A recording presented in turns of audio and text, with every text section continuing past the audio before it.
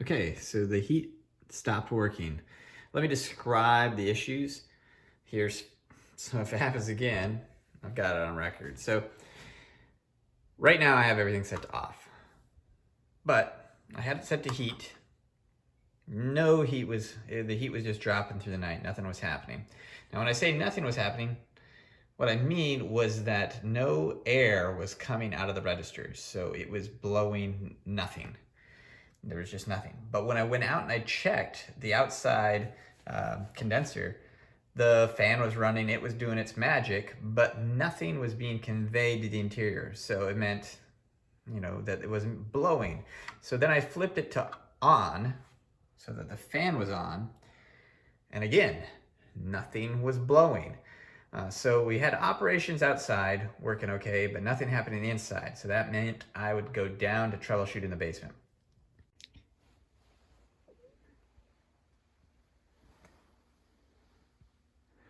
Okay, so this is my furnace, or whatever you want to call it, down here in the basement.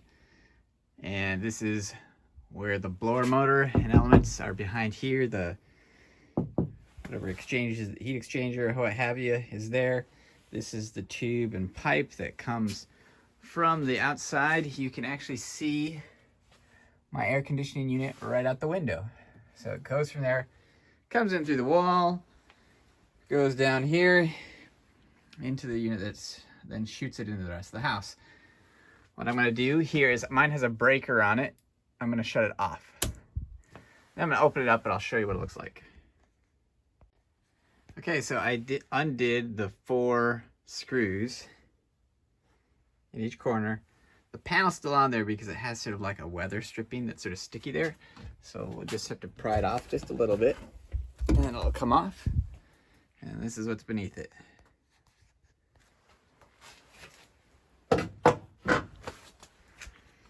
Okay, so in here, we've got where the house power is coming in, the breaker that I shut off. So this is 240. All the power wires that go crazy everywhere. Your circuit board with your relay on it, little voltage changer. I should have learned some more technical terms, but it takes it from the 240 to be something useful that the circuit board can run off of. And then you've got this big metal thing, this big circle is your blower motor. You can call it your fan if you'd like. And then this guy right here is a capacitor.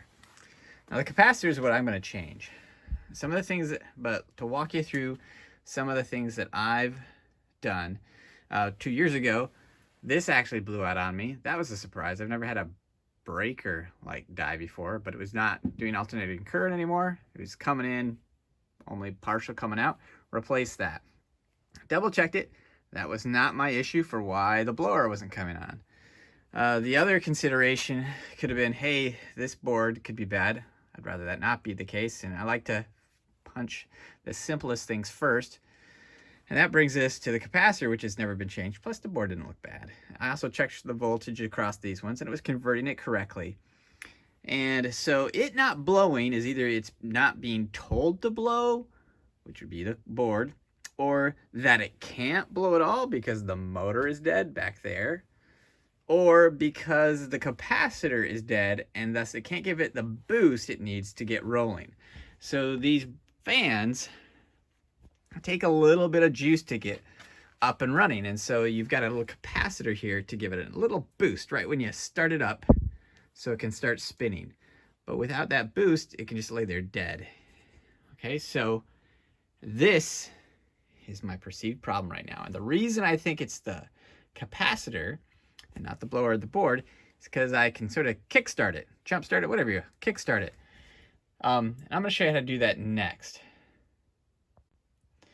So I've got the power off here. I'm going to do this by myself. You could do it with a friend differently, but I have it off here. Now I'm going to go upstairs and turn everything on, and nothing's going to happen because the power is off. Okay, so like I showed you, I turned off the breaker in the unit downstairs, and since that feeds information and power up here, you can see this is all dead because I turned off the breaker downstairs. But what I'm going to do is I'm going to turn this to on. That means whatever I do downstairs As soon as I activate this, it's gonna go to on immediately. I left everything else off. This doesn't matter to me if it's heating or cooling. I just wanna be able to make that fan blow again. So now we're gonna go downstairs. Still though, nothing is happening because there's no power going to anything. Okay, so we're back downstairs again, and the power's off, but I turned everything on upstairs to tell it to blow. As soon as it gets power, you can see I can touch the fans and it spins. So if nothing else, the motor isn't seized up, right?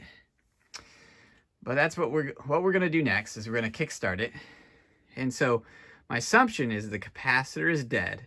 The capacitor gives it a little extra punch to start up. But since it doesn't have that punch, I'm gonna mechanically or manually give it a fling. So I'm gonna act like that capacitor here. Sort of like kickstarting a motorcycle or pushing a manual transmission car down the hill. As soon as I get that thing rolling, I'm gonna turn on the power. That'll engage the circuit board. The circuit board should tell the relay to then click. And if it has enough speed on this, it won't need the capacitor. So it will automatically start blowing. So if that works, then I can prove one, that the blower motor still works, and two, it's likely the capacitor that's failed because everything else will be working properly. So once again, hey, this is sort of dangerous. Don't put your hand in blades. But if you want to, this is how I would do it. Make sure, be careful. I don't got anything that's gonna catch there. And once you get it spinning, don't try to spin it twice because it's gonna be sharp. Okay, it's spinning. Now, I'm gonna turn on the power. Come on. There we go. It's alive. Okay, so the blower's working, my furnace works. I know this works because I've done it for the last 2 days while I waited for the capacitor part to come in. If you need to kickstart your blower, give it a swing. Make sure you find out which direction it's supposed to go. Mine spins this way, so clockwise, looking down towards the motor. But hopefully that helps you figure out what's wrong with your system. Mine looks like it's just a capacitor, so that's what I'm going to replace next. Okay, to replace the capacitor, it's not going to be hard, but one thing I'll mention is don't short these connections out with metal or anything across the capacitor, because sort of like discharging a battery, that could have a really bad ending for you. So taking off that wire and this wire, then mine just has a little screw that needs to be undone, so I can remove it. Also, I'll point out that I've shut off the breaker again. There's no power coming to this machine right now. But another comment, just because there's no power coming to the machine doesn't mean there isn't power in the capacitor. So this capacitor should be dead, but why not treat it like it's alive? Just for safety's sake. There. So this is the capacitor and this little housing. This thing comes off, and here's your capacitor. This doesn't tell you anything. Turn it around. Gives you a lot of information. Mine is telling me that it is a 20 microfarad capacitor for a 370 volt system, 50 to 60 hertz, and that's what I'm going to replace it with. It's also, mine just has 2 poles up here. Some capacitors have 3, 3 or 2. You check out what you have, just replace it with something similar.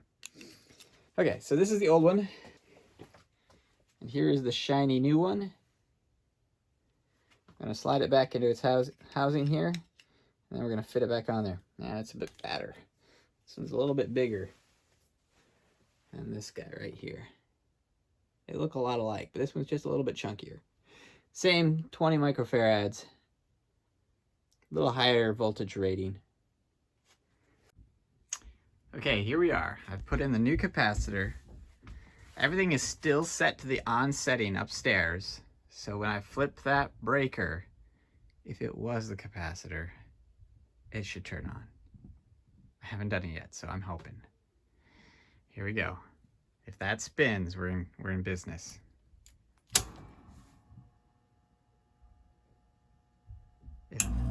Yes. Okay, that's great. New capacitor cost me $10. HVAC is up and running again. I really hope this helps somebody. You guys have a great day.